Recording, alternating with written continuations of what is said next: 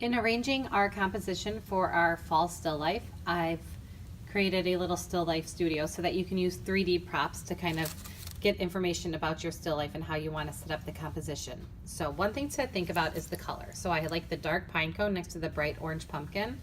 I think that that helps add a unique perspective to the composition. You also want to have a variety of size, so possibly something like a large gourd might look good next to a small pumpkin, although that overshadows the Indian corn a little bit, so I might want to rethink the placement of that.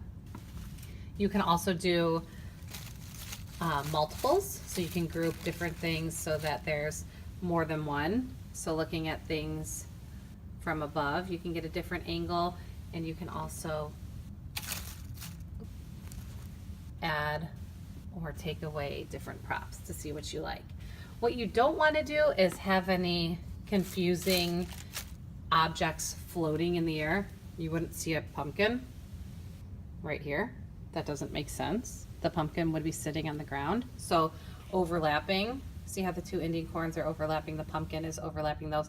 You don't want them just touching, you want them actually overlapping one another.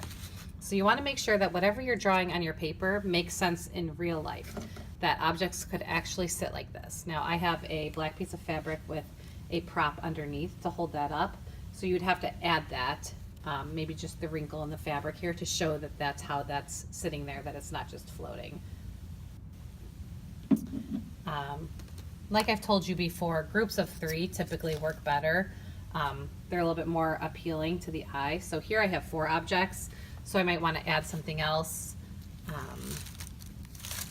so that it's an odd number. So 3, 5, 7 objects. For this project, I'd like you to stick to 3 or 5 though. So can't really see the Indian corn there behind it. It's getting a little bit too much. So I'm going to take 2 different props out and we're back to 3. So you can play around with this, or you can play around with it on your paper just to see how you can get a nice balance of positive and negative space to create a nice, unique fall composition.